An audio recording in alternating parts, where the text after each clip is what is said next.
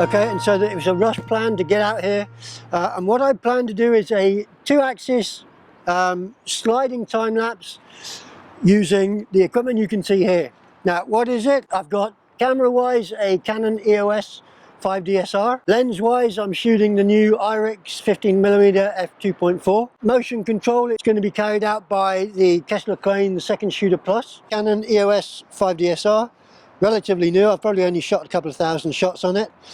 I'm using today the new 15mm Irix f2.4. I've just had a couple of shoots with it, so far so good. Just wanted to come down. This is actually a sequence that I've done before, and I just wanted to try it with the new gear. Okay. The good thing about this lens is that you've got this locking ring here. And once you've got your lens set how you want it, you can then just turn this lock here, and that will lock the focus ring in place. Before, what I used to do, and I always used to carry, always used to carry some with me, is I'd have a pen and I'd have some duct tape around it, and then I'd just put a length of that over the focus ring just to lock it down. But with this system now, I don't need to do that, which is awesome. The motion control itself is going to be carried out by the Kessler Crane Second Shooter Plus, which is the rig that you can see here. This is the control system for that. And what this basically controls is everything. The position of my camera at any given time throughout the time-lapse on the slider. Okay. And so what I'm going to do is, if I want to put the move in, I go to a program move, enter. It's 2 keyframes. So if I go now, it's telling me to set my first keyframe. Okay, so by that it means where is my start point. By using the touchpad here, you'll see the camera moving now, and what I do is I decide where my start point's going to be. Okay, and if I'm particularly happy with that, I will press enter as my first keyframe. Now it's telling me to put my second keyframe in. This is going to take a bit of a time, because what I need to do now is set the position of the second ending keyframe on the slider. So I'm going to put the slider all the way to the bottom. I'm going to change the attitude and the angle of the camera on this pan and tilt head. Okay, and that will be my second keyframe. What I then have to do is press start. It comes up to the first keyframe, and then it starts running on the program that I've entered into it. Okay, so very straightforward, very easy.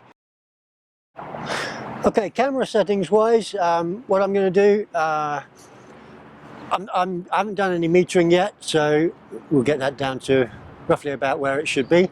I'm on f11, a nice closed shutter. ISO, I'm going to stick around ISO 200. My goal for this shoot, what I'm actually going to do, is I'm going to transition between day and night. Okay, so I'm going to start shooting in the daylight, and just through blue hour. Eventually what I want to do is get up to about a 2-second shutter, so I get that really nice slow kind of streaky effect of the boat lights that will be going up and down on the water.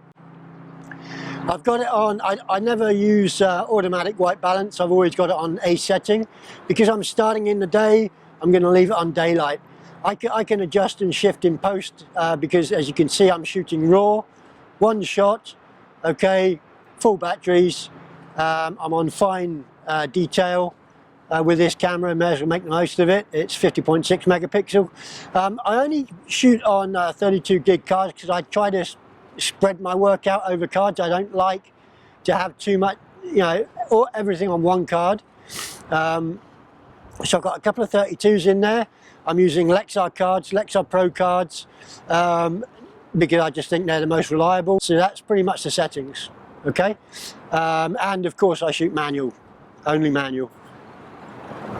Okay, and what's happening now is I've set the second keyframe, and the system is going to roll back up the slider, and once it gets to the top, it's going to start firing off the first frames. I'm just going to set the camera, the exposure, to make sure that everything's fine.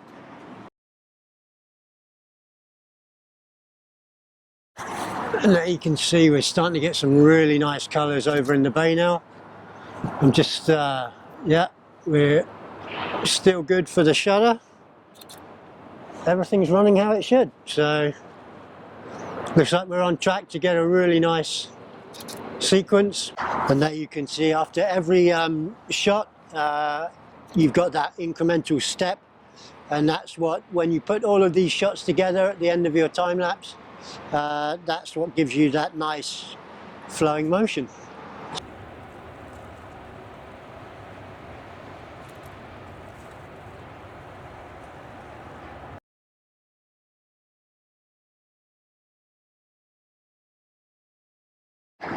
And I can't go around to the front of the system because it's I'd be in the way of the lens, but you might just be able to see now on the control unit of the second shooter plus that the countdown is running. I've shot that pre-buffer of 30 shots, and now you can actually see after each shot has been taken that the camera is now sliding down the slider. It's doing an incremental step after each shot.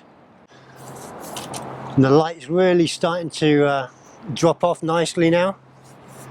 So we're going to have a good 43, 44 more minutes because of the ramp at the end. But we're starting now to get elements of the bridge into the shot. You can just see that here. And with this shutter now, we're already on an 1/8, which is cool. What I normally find is I can ramp it allows me access to the camera once I see the display up there. So I have to time my ramp. Okay, then, and that's it. That's a ramp. I just go to the next ISO step up, and I'm back on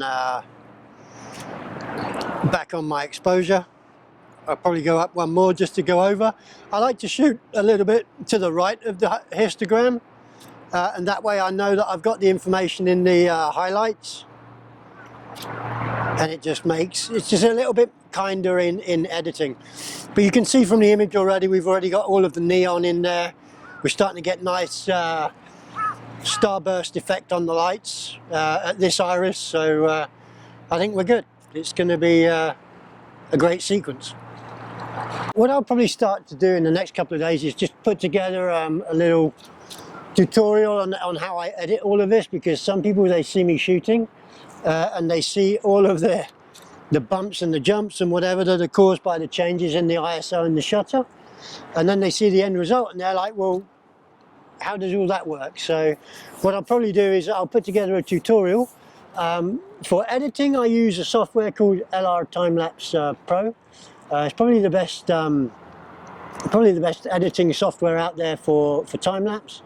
It's pretty much the industry standard. Everyone's using it, and it just makes life so much easier. And you'll see when I put that tutorial together how relatively straightforward it is.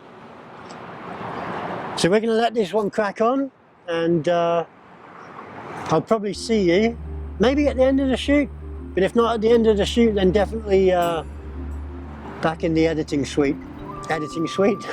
Spare bedroom.